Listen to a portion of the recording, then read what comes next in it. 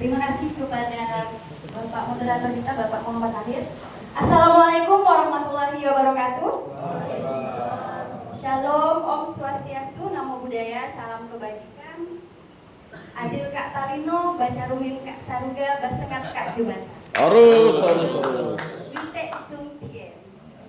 Oke, baik, alhamdulillahillazi hadana li hadza wa ma kunna linahtadiya laula an hadanallah. Nabi Srali Saudari wa Yasirli Amri Wahlul Data Min Lisani Yafqahu Qawli. Yang terhormat Ketua Forum Kerukunan Umat Beragama Kota Pontianak, Bapak Dr. Andes Kiai Haji Abdul Syukur. Yang saya hormati Bapak Kepala Badan Esmanpol. Kemudian yang saya hormati juga Bapak AKP Suharto. Ya, sering ketemu beliau di tempat-tempat. Ya, dan beliau Bapak Esmanpol adalah beliau saya diperkenalkan. Ya, dan yang terhormat seluruh penyuluh agama dari 6 agama. Selamat siang Bapak Ibu semuanya, sehat ya? Masih semangat ya Bapak Ibu? Masih. Ya, masih belum ya, masih belum siang ya, masih jam 10 pagi, jadi masih semangat. Semangat. Oke, baik, saya sebenarnya mewakili teman-teman saya, sahabat-sahabat seperjuangan saya dari Universitas Islam Malang. Nah, kebetulan kami berenam di sini adalah kelompok pertama yang ada di Pontianak. Lokus penelitian kami itu sebenarnya ada di Kuburaya, Pontianak, dan Singkawang. Jadi perlu kami kenalkan terlebih dahulu bahwa kami mewakili teman-teman yang lain di sini. Berterima kasih sangat tinggi sekali kepada Bapak Ketua FKUB Kota Pontianak, Pak Syukur. Terima kasih banyak sudah mewadahi kami untuk bisa bersama-sama berkolaborasi di sini. Terima kasih banyak Pak. Kemudian kami sebenarnya dari program studi pendidikan Islam multikultural. Nah, jadi kami sering mengkaji masalah-masalah multikultural dari berbagai agama. Jadi ada kajian-kajian yang mungkin selama ini dari pendekatan Islam dibahas secara agak sedikit ekstrim kiri, barangkali ada yang ekstrim kanan. Nah, tapi di pendidikan Islam multikultural itu lebih moderat, di mana Islam dibolehkan untuk memberikan ucapan selamat Natal. Kan biasanya di sebagian itu kan tidak dibolehkan. Nah, tapi tidak, kami semuanya mempelajari hal-hal yang sangat moderat sekali. Nah, kebetulan saya sendiri berada di lingkungan yang sangat moderat juga. Di samping kiri saya itu ada Yayasan Kristen Protestan. Nah, jadi kami sering bergaul bersama. Ketika Natal pun juga kita saling mengucapkan selamat. Kemudian ketika Idul Fitri mereka datang ke rumah. Nah, jadi dari beranjak dari pendidikan Islam multikultural itu sebenarnya tadi sudah diwakili semua. Saya cuma menyimpulkan saja dari penjelasan Bapak narasumber kita.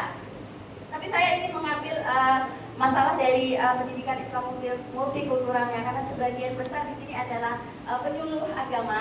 Nah, jadi sebenarnya kalau saya berpikirnya bahwa penyuluh agama itu seperti kayak sinar ya, menyinari, gitu kan?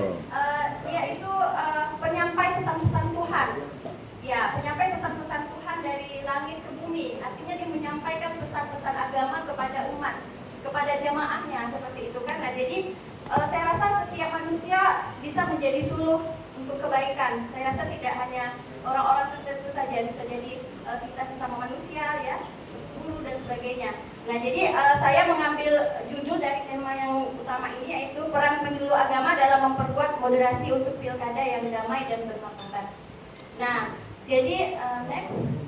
Nah, ini adalah teman-teman saya ya, ini ada teman-teman saya 6 orang tadi yang sudah dikenalkan. Bapak Haji Ruslan, beliau adalah Kakak Kemenak Kota Pontianak. Kemudian ada Pak Suherdianto. Nah, Pak Suherdianto ini beliau adalah Warek 2 Universitas PGRI Pontianak. Nah, ada di belakang, mohon berdiri Pak Suherdianto. Kemudian ya, yang di depan saya moderator Bapak Dekan Fakultas Bahasa dan Seni ya Pak ya, di Universitas PGRI Pontianak. Kemudian ada Pak Mus Mulyadi tadi yang baca doa. Nah, beliau itu juga di kantor wilayah Kementerian Agama, lalu kemudian Pak Ferianto, beliau sebagai dosen luar biasa yang mengajar di Polnet dan di YIN Pontianak, dan saya sendiri tadi sudah dikenalkan oleh moderator. Next. Nah, saya mau mengambil dari sini nih, mengapa pentingnya moderasi beragama dalam konteks pilkada. Karena memang moderasi beragama itu adalah sebagai alat untuk meredam konflik. Itu merupakan salah satunya. Kemudian bagaimana tantangan pilkada di polarisasi konflik antar umat dan hoax. Jadi pilkada itu tantangannya sangat banyak sekali. Salah satunya adalah polarisasi konflik antar umat dan hoax. Kemudian peran penyuluh agama itu sebagai agen moderasi, sebagai pembawa pesan damai. Nah, seperti itu. Next saja. Oke, nah ini teori moderasi beragama yang mungkin sudah diketahui oleh kita semua, tapi ini saya ambil yang simpel-simpel saja. Jadi pemahaman yang seimbang. Seimbang artinya itu tengah-tengah, tidak ekstrim kiri juga tidak ekstrim kanan. Jadi yang sedang-sedang saja. Jadi ada lagunya juga ya, yang sedang-sedang saja. Seperti itu ya. Jadi tidak usah terlalu ekstrim kiri dan kanan juga. Ya. Kemudian prinsip dari itu semuanya adalah toleransi, kemudian ada kebijaksanaan dan kedamaian. Nah, saya ingin mengambil pengen nanya sesuatu sama ibu-ibu. Ibunya dulu ya, Bapak. Ibu-ibu. Oke, di sini ada peran penyuluh. Itu menjadi penghubung antar agama dan nilai-nilai kebangsaan. Untuk ibu-ibu, tadi kan sudah disebutkan tuh sama Pak Kesbangpol, ada 4 pilar kebangsaan. Nah, saya pengen nanya yang ke ibu-ibu nih. Apa ya tadi ya? Masih ingat ya, ayo ibu. Ibu boleh angkat tangan, Bu. Angkat tangan, Bu. Nah, ibu silakan. Maaf ya Pak, Kesbangpol kalau salah. Tadi kalau saya tidak salah dengar itu ada istilah PBNU, ya, Pancasila, Bhinneka,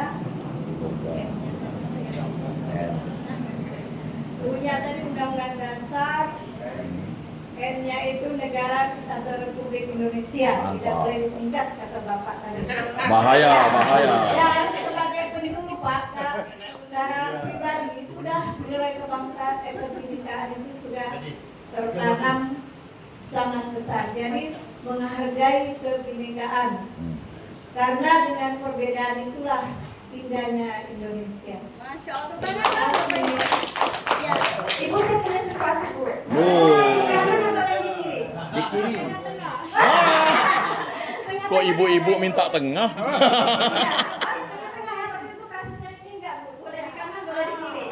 Ibu mau yang kanan atau yang kiri? Kalau parkiran yang terbaik itu adalah kanan. Oke, baik. Saya kasih ibu sesuatu. Kiri kosong. Ini ya, Ibu ya. Terima kasih, Bu. Oke, next. Jadi itu tadi peran penyuluh agama Luar yang biasa. sudah dirasakan langsung oleh Minta Ibu tengah. Madia. Iya, Ibu Madia. Oke. Next. Nah, ini adalah metode penyuluhan dalam moderasi. Jadi karena kami adalah background-nya adalah pendidikan agama Islam, Pak, izin saya berdiri. Jadi karena kami adalah background-nya pendidikan Islam multikultural, jadi kita mencoba untuk merumuskan bahwa formula untuk metode dalam menyuluh itu salah satu diantaranya adalah edukasi. Nah, bagaimana kita bisa mensosialisasikan tentang bahaya ekstremisme dan hoax? Betapa banyaknya bahaya-bahaya yang terjadi baik itu di media sosial, media elektronik dan semuanya. Itu sudah tidak bisa dipungkiri. Kemudian ada dialog lintas agama. Nah, tadi sudah dikatakan oleh Bapak Kesbangpol berulang-ulang kali bahwa memang dialog lintas agama itu sangat dibutuhkan sekali. Jadi bagaimana kita bisa memahami agama-agama yang lain? Yaitu lewat dialog. Karena kalau nggak lewat dialog susah jadinya kan? Misalkan acara Imlek itu kan ada membunyikan mercon petasan seperti itu kan? Nah, jika tidak kita hargai itu pasti di sisi lain akan kenapa ya kok bunyi petasan sampai jam sekian gitu kan? Nah, tapi di sisi lain ternyata di suku Tionghoa itu ada makna filosofis kenapa itu dibunyikan. Itu bisa mengusir roh-roh halus, ya kan? Nah, jadi seperti itu. Coba kalau kita tidak mengerti apa itu keyakinan orang lain kan pasti kita akan marah, bahkan mungkin akan mendatangi orang-orang itu. Kenapa jam segini masuk bunyi-bunyi aja kayak gitu kan? Nah jadi itulah pentingnya dialog antar agama itu. Kemudian adalah pemanfaatan media sosialnya. Jadi media sosial ini sangat berperan besar sekali untuk kita manfaatin, ya kan? Nah, karena dengan media sosial juga ini gencar sekali, cepat sekali dalam hitungan detik, bahkan di seluruh dunia pun berita-berita yang bohong, berita hoax, hate speech dan sebagainya itu sangat cepat menyebar dalam hitungan detik. Dan jari-jari jemari kita ini kadang-kadang nggak bisa dikontrol, ya kan? Kalau misalkan postingan itu kadang tidak habis dibaca, satu paragraf atau 2 kalimat saja dia udah di-share. Ya, jadi kita belum saring tapi sudah share duluan kayak gitu. Tanpa kita tahu ini benar apa tidak kayak gitu kan. Nah, jadi media sosial ini berperan sangat besar sekali sebenarnya. Next. Nah, kemudian ini adalah tentang penyuluh agama dalam pilkada. Nah, jadi polarisasi politik dan konflik karena perbedaan pilihan politik itu memang sangat tidak bisa dipungkiri tadi yang seperti dikatakan oleh Pak Soeharto tadi. Jadi itu tidak bisa dihindari ya Pak ya. Kalau perbedaan politik itu pilihan kita lah ya. Mau memilih yang mana, dengan alasan apa, pemimpin kita seperti apa, kita pengen mau dipimpin dengan kepemimpinan yang gaya apa, itu bisa terlihat dari sekarang, ya kan? Nah, kemudian hoax dan ujaran kebencian, penyebaran informasi yang memicu konflik. Tadi sudah saya katakan bahwa ujaran kebencian itu memang sangat pesat, cepat sekali berkembangnya, apalagi di media sosial. Nah, kemudian ini tekanan netralitas, jadi menjaga kepercayaan publik. Nah, penyuluh agama itu memang tadi tidak hanya dia menyampaikan pesan Tuhan ke umat atau ke jamaahnya, tapi dia juga harus menjadi penetral, peredam. Nah, umatnya, jamaahnya untuk tidak berkonflik seperti itu. Next. Nah, ini adalah pembahasan bahwa edukasi masyarakat, bagaimana kita bisa memberikan pemahaman terhadap nilai-nilai toleransi kepada masyarakat yang ada di sekitar kita, termasuk saya pribadi, dan setiap manusia itu berhak untuk memberikan pemahaman untuk nilai-nilai toleransi, tidak mesti hanya tokoh agama saja, seperti itu. Kemudian ada dialog kolaborasi antar agama yang tadi sudah disebutkan. Kemudian ini yang tak kalah penting adalah literasi digital. Jadi bagaimana kita bisa mengkritisi info-info yang datang bertubi-tubi di setiap detik, bahkan di WA group, di Facebook, di YouTube yang real itu sangat singkat. Jadi itu tuh sebenarnya sangat berpeluang besar untuk kita, karena kan kalau kita nonton YouTube biasa bermenit-menit, berjam-jam, tapi kalau di real itu kan dalam hitungan detik, kita sudah dapat informasi ini, share kayak gitu kan. Nah, tanpa kita harus sharing dulu, tanpa kita harus saring dulu, apakah informasi ini benar atau tidak. Next.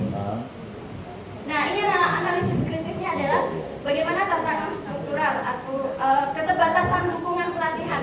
Nah, jadi ini adalah pikiran dari kami dari pendidikan Islam multikultural, bahwa memang penyuluh agama dari kita semua memang harus ada dukungan dari pemerintah untuk adakan pelatihan. Nah, dari pelatihan itu tentunya akan meningkatkan kualitas kita semua, seperti itu. Kemudian kritik terhadap keterbatasan literasi. Nah, ini penyuluh perlu dukungan pelatihan teknologi. Saya pribadi, Bu,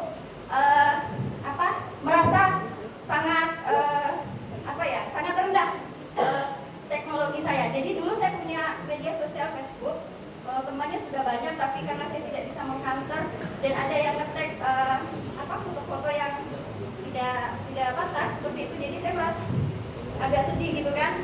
Nah, jadi saya mengukur Facebook saya yang banyak teman itu. Jadi sekarang saya hanya bisa nge-save atau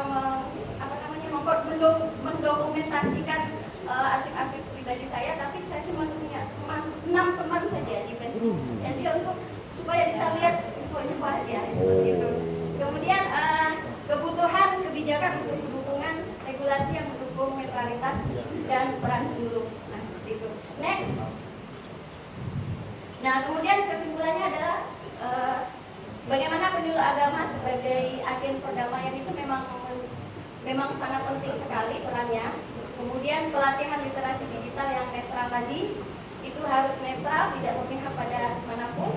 Kemudian harapan kita bahwa pilkada agama itu mengedepankan toleransi dan kerukunan. Next. Ya, nah ini rekomendasi dari kami mahasiswa KDM yang tidak Dr. Mengabdi, yaitu pelatihan rutin. Nah, ada literasi digital dan teknik penyuluhan yang sangat efektif. Jadi perlu terus meningkatkan kualitas kita semuanya, termasuk saya pribadi. Kemudian ada kolaborasi antar agama. Jadi kalau antar agama itu harus sering berkolaborasi dan bekerja sama. Seperti kayak FKUB Kota Pontianak, kemudian provinsi itu sering mengadakan dialog lintas agama dari tingkat SMA biasanya, kemudian dari Bapak Ibu penjulu. Kemudian ada penguatan kebijakan yang memastikan penjulu agama itu tetap netral dan independen. Ya.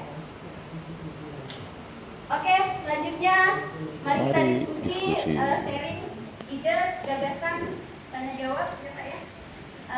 Selanjutnya saya kembalikan ke moderator. Ya,